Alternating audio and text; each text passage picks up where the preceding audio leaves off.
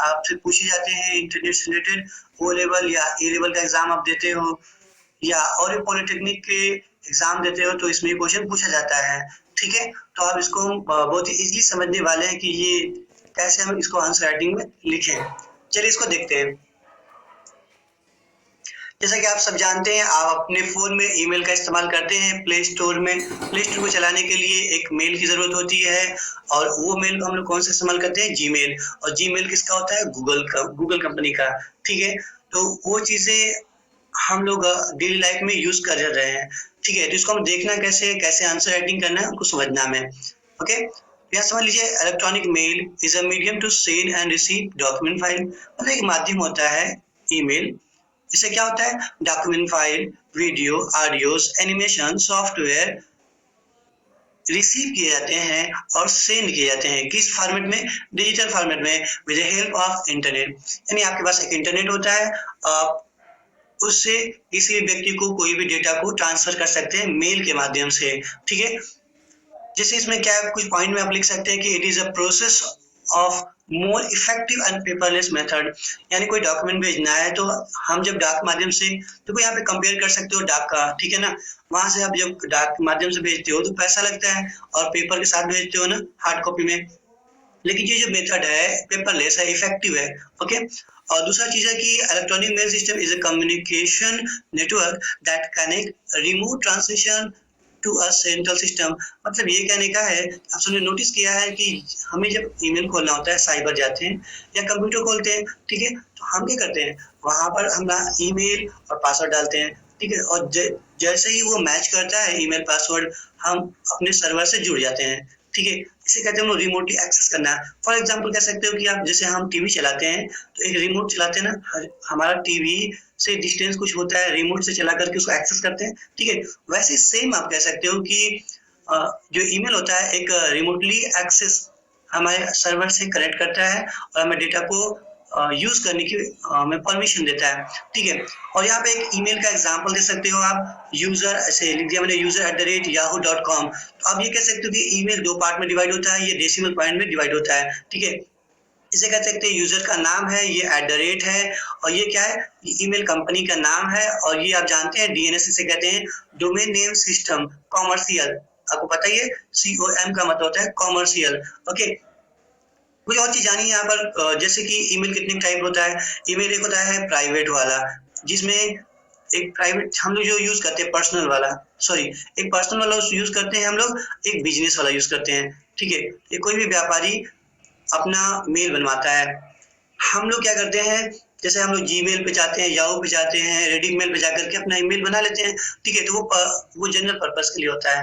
लेकिन एक बिजनेसमैन जो होता है, वो पैसे दे करके, कुछ पैसे देकर, जैसे 10,000 20,000 रुपए दे करके एक स्कीम खरीद लेता है और उससे मेल को बहुत ही सिक्योरली सेंड और रिसीव करता है। इससे उसके डेटा को लीक होने में लीक नहीं हो सकता वैसा डेटा। ठीक है ना, जैसे कि ये हम लोग जब जीमेल इस्तेमाल करते हैं तो ऐसे जो हमारे जो ईमेल होते हैं, जीमेल कंपनियां कभी कभी बेच भी देती हैं क्योंकि उनको भी प्रॉफिट कमाना होता है। ठीक है, तो और बेचती किसको है, जैसे आप सबने नोटिस किया ही होगा, नंबर ही बेच देते हैं लोग और ईमेल एड्रेस भेज देते हैं, उसके बदले उनको पैसा मिल जाता है। ठीक है, जितने भी कॉल सेंटर वाले होते हैं उसको खरीद लेते हैं। अब देखते हैं आगे। इतना अगर आप लिख दोगे, ये टॉपिक बना करके अंडरलाइन अच्छे से करके एक्सप्लेन कर दीजिएगा यहाँ पे। ठीक है, एक्सप्लेन करके कैसे करेंगे, इसको आपको इस पार्ट से लिख करके, ये क्या चीज है, ये पार्ट क्या है, इस पार्ट को क्या बोलते हैं, इसको अच्छे से एक्सप्लेन कर दीजिएगा। ठीक है ना, तो आपको मार्क्स मिल जाएंगे यहाँ पे।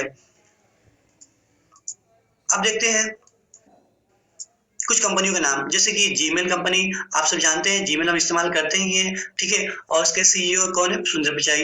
ये भी कुछ आप मेंशन कर देंगे तो कुछ लाइन आपके और भी ऐड हो जाएंगे। ठीक है, और redditmail.com है, redditmail.com भी हमें एक मेल साइट प्रोवाइड करता है, यहाँ बिजनेस करने का भी ऑप्शन होता है। ये एक टाइप का पोर्टल होता है।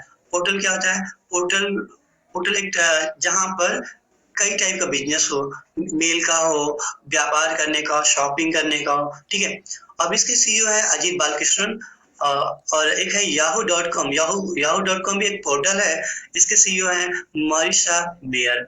ओके, इतना अगर इंफॉर्मेशन लिख देते हो आप ईमेल में तो भी मार्क्स मिल जाएंगे। इसके बाद आपको लिखना होता है एडवेंटेज अब बात करने वाले हैं हम एडवांटेज के बारे में। एडवांटेज आप सब समझते होंगे।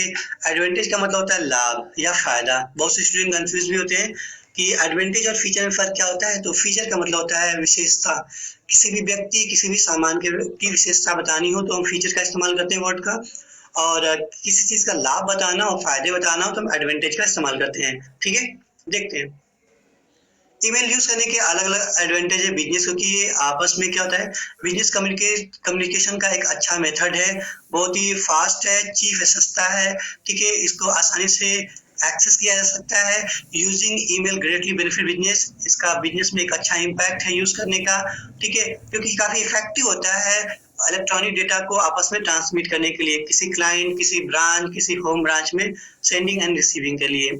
ठीक है, अब देखते हैं आगे।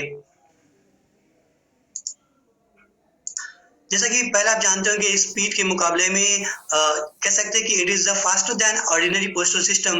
यदि आप पोस्ट ऑफिस सिस्टम से अगर भेजते हो किसी डेटा को तो काफी टाइम में जाता है। ठीक है ना, अगर स्पीड पोस्ट भी करते हो तो लगभग 24 आवर, 36 आवर, जैसा डिस्टेंस होगा वैसा टाइम भी लगता है। ठीक है, लेकिन इसमें क्या होता है, ये काफी स्पीड, इसके मुकाबले, पोस्टल सिस्टम के मुकाबले काफी तीव्र गति से डेटा का आवागमन कर सकता है, यानी ट्रांसमिशन करता है। ठीक है, बात करें मल्टीपल कॉपी में क्या होता है कि हम एक ही डेटा, एक ही कंटेंट को कई यूजर के पास भेज सकते हैं एक ही टाइम में। ठीक है ना, इसके अभी फायदे हैं। चीप मतलब सस्ता है। Sending email cost same regarded distance and number of people to send. मतलब हम क्या कर सकते हैं, किसी मेल को कितने भी लोगों को भेज दें, ठीक है ना, वही सेम चार्जेस लगेगा। ठीक है, कितने भी ज्यादा डिस्टेंस में हो, फॉरेन में भेज दें चाहे इंडिया में भेज दें, ठीक है ना, इंडिया किसी भी कोने में भेज दें तब भी वही कास्ट लगेगा। ठीक है, और एक और चीज है, सबसे अच्छा फायदा इसमें ये कि कॉम्पेटिबल टू एनवायरमेंट, मतलब एनवायरमेंट के लिए काफी हेल्पफुल है। जैसे कि हम हार्ड कॉपी जब सबमिट करते हैं, किसी को भेजते हैं, तो क्योंकि पेपर बनता है ऑलरेडी पेड़ से, ठीक है ना, और पेड़ कटेगा तो एनवायरमेंट को प्रॉब्लम होगा ही, आप सब समझ सकते हो। ठीक है, तो एक तरीके से ईमेल एनवायरमेंट को सेव यानी बचा के रखता है। ठीक है ना, क्योंकि जब पेपरलेस डेटा जब जाएगा, ठीक, इलेक्ट्रॉनिक मीडियम से, तो पेपर का कम इस्तेमाल होगा। तो एक तरह से ये एनवायरनमेंट के लिए काफी हेल्पफुल है।